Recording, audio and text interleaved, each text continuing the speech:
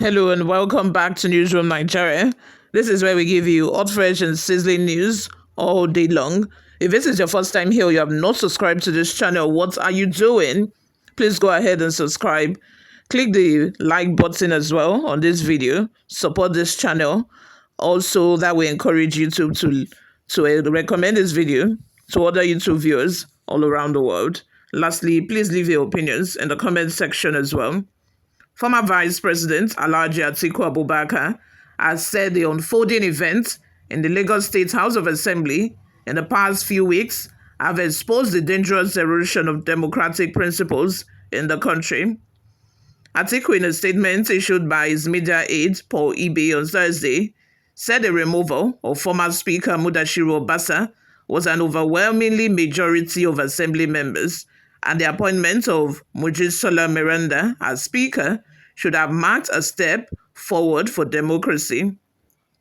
Instead, what we are witnessing is a calculated attempt to subvert the will of a legislature through backdoor tactics and the deployment of state-backed security forces to strong-arm elected representatives, Atiku said. I think that this is, like he said, it's a calculated move.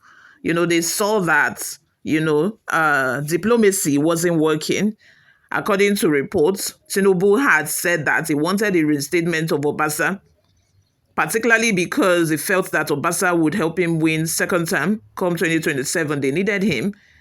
According to reports, Remi Tinubu even went as far as telling EFCC to hold on. This man should be in prison. If he were to have been picked up by EFCC, he would not have the chance to be organizing invasion. He would not have the time to invade or to now be addressing press to say that he is still the speaker. He has reinstated himself forcefully. He would not have the time even to now sit and conduct a plenary with, just 4 people out of 40 members of a legislature.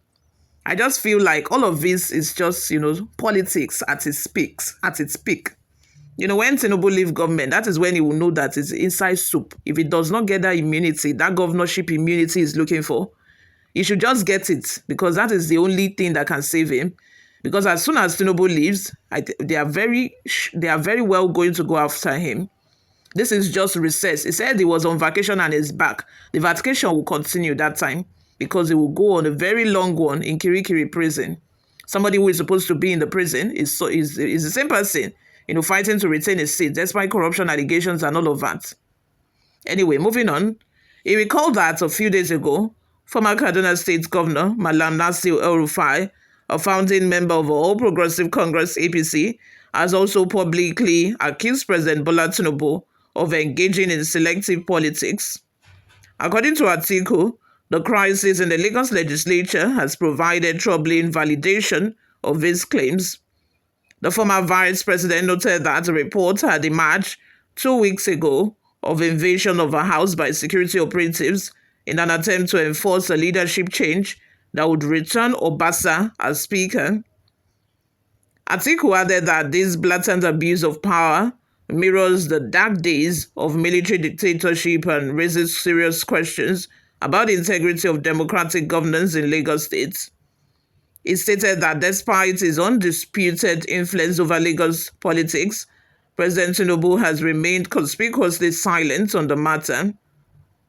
His refusal to address this crisis suggests a tacit endorsement of the anti-democratic maneuvers aimed at imposing his preferred candidate against the overwhelming will of Assembly members. This silence is deafening and deeply concerning. As if they did not plan it together, this was very well thought out and planned. They felt like they have tried the diplomatic route and they felt like it's not working. You remember that the last meeting that Bisi Akande, Ambode and the likes had in Lagos, there were discussions of Miranda stepping down, which she willingly agreed to. And now to remember what Obasa said to the press when he invaded the House of Assembly yesterday, he said that Miranda has already accepted to step down. Meanwhile, Miranda only accepted to step down for another person from Lagos West. That was a tactic that they have been using all along, saying that Miranda should step down for somebody from Lagos West, because both Miranda and Sanwo-Olu, they are from the same region in Lagos State, that they want proper representation. That has been their tactic. They knew that as soon as Miranda agrees to step down, they are going to return Obasa to that position, which is what has happened. Immediately she returned and she, pardon me, she agreed to step down for a new person. She did not argue that fact. He then forcefully reinstated himself because, oh my God, all of this politics going on. This is just wrong. This can only happen in Banana Republic. Moving on, Atiku agreed with El-Rufai that Lagos politics has been a battleground between Omoluabi, known for integrity, fairness, and public service, and the crass, strong-arm tactics of area boy politics, where power is retained through coercion rather than consensus. Nigeria's democracy was hard-fought and must not be undermined by those who should be its foremost guidance. He called on President Tinubu to denounce publicly any attempt to subvert the democratic process in Lagos and ensure that the principles of fairness, justice, and due process prevail.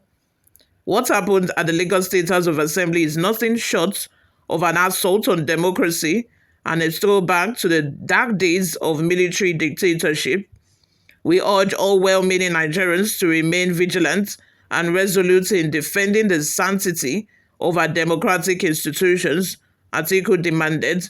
What are your thoughts? Let's have them in the comment section below. What do you all think of all of this? I think that Atiku is right with everything he has said so far.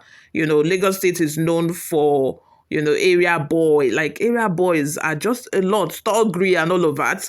And Lagos is now being seen as a place where instead of democratic principles to be upheld, instead of, consensus to be the order of the day, it is coercion and force. You believe if you go with area boy, if you force yourself, that is the end of it. Anyway, we are going to hear what Tinubu has to say about it, because the silence have really been deafening. The silence have been deafening since yesterday. We have not heard anything from the president so far, but we are waiting. We are going to hear what he has to say about the recent development in Lagos House of Assembly and how it's going so far. But I will not be surprised if Obasa eventually just, hold on to that position. And I cannot wait. I cannot wait to see how long the 36 lawmakers are going to insist that the only person they want is Miranda, because so far it seems like they're adamant. According to them, they are saying that the era of servant-slave relationship between them and Obasa is over, that they are not ready. They are not ready to, go back to those times anymore. Meanwhile, Obasa said to them that he's not ready to victimize anybody. He's just here to take over his position. He's not here to victimize or spite anyone. Is that true?